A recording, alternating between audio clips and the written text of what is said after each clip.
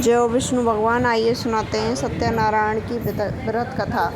सूत जी ने कहा, ये ऋषियों जिन्होंने पहले समय में इस व्रत को किया है, इनका इतिहास कहता हूँ, आप सब ध्यान से सुने। सुंदर काशीपुर नगरी में एक अत्यंत निर्धन ब्राह्मण रहता था। वह ब्राह्मण भूख और प्यास से बेचैन होकर पृथ्वी पर घूमता रहता था। ब्राह्मणों से प्रेम करने वाले श्री विष्णु भगवान ने ब्राह्मण को देखकर एक दिन बूढ़े ब्राह्मण का रूप धारण कर निर्धन ब्राह्मण के पास जाकर आदर के साथ पूछा, हे विप्र, तुम नित्य ही दुखी होकर पृथ्वी पर क्यों घूमते रहते हो?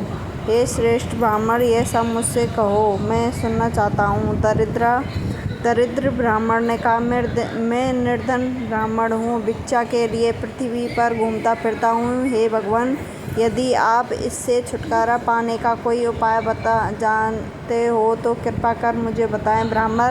वृद्ध ब्राह्मण का रूप धारण किए हुए श्री विष्णु भगवान ने कहा, ये ब्राह्मण श्री सत्यनारायण भगवान मनवांछित फल देने वाले हैं, इसलिए तुम उनका पूजन किया करो। इससे मनुष्य सब दुखों से मुक्ति हो जाता है।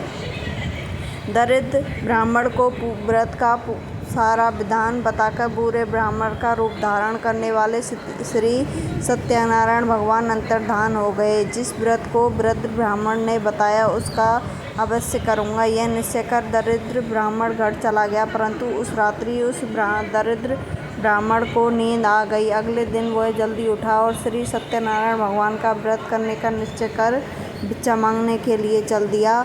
उस दिन उसने भिक्षा में बहुत धन मिला, जिससे उसने पूजा का सामान खरीदा। घर आकर अपने वधुओं के साथ भगवान श्री सत्यनारायण का व्रत किया। इसके करने से वह दरिद्र ब्राह्मण सब दुखों से छूटकर अनेक प्रकार की संपत्तियों से युक्त हो गया। तभी से वह विप्र हर मास व्रत करने लगा। इस प्रकार सत्यनारायण भगवान के व्रत को जो शास्त्र विधि के अनुसार करेंगे, वह सब पापों से छूटकर मोक्ष को प्राप्त होंगे। आगे जो मनुष्य पृथ्वी पर श्री सत्यनारायण भगवान का व्रत करेंगे, वह सब दुखों से छूट जाएंगे। इस तरह नारद जी ने सत्यनारायण भगवान कहा हुआ व्रत मैंने तुमसे कहा। हे विप्रो, अब आप क्या सुनना चाहते हैं, मुझे बताइए। ऋषियों ने कहा, हे मुनिवर, संसार में इस विप्र से सुनकर किस किस ने इस व्रत को किया है, यह सब सुनना चाहते हैं। इसके लिए हमारे मन में श्रद्धा है। श्री सूत जी ने कहा, हे मुनि, जिस प्राणी ने इस व्रत को किया है उस सबकी कथा सुनो।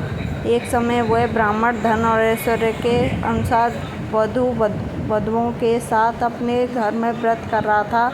उसी समय एक लकड़ी बेचने वाला बूढ़ा व्यक्ति वहाँ आ गया। उसने सिर पर रखी लकड़ियों का गट्ठर बाहर रख विप्र के मकान में चला गया। प्यास से व्याकुल लकड़हारे ने विप्र को व्रत करते हुए देखा। वह भूख प्यास को भूल गया।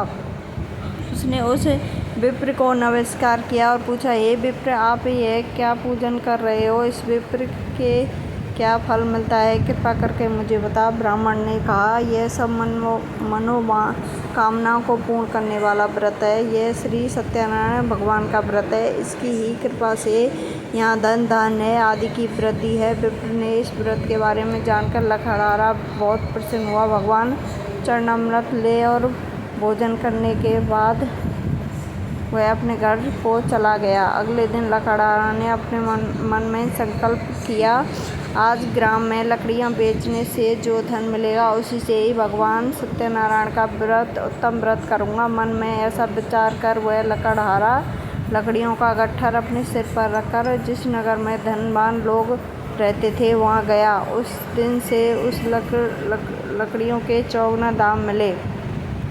वह बूढ़ा लकड़हारा अति प्रसन्न होकर पके केले, शक्कर, शहद, घी, दूध, दही और गेहूँ का चूर्ण इत्यादि श्री सत्यनारायण भगवान के व्रत की सभी सामग्री लेकर अपने घर आ गया। फिर उसने अपने वधू और बांधवों को बुलाकर विधि विधान के साथ भगवान का पूजन और व्रत किया। इस व्रत के प्रभाव से वह बूढ़ा लकड़हारा धन पुत्र आदि से युक्त हुआ और संसार के समस्त सुख भोगकर वैकुंठ को चला गया।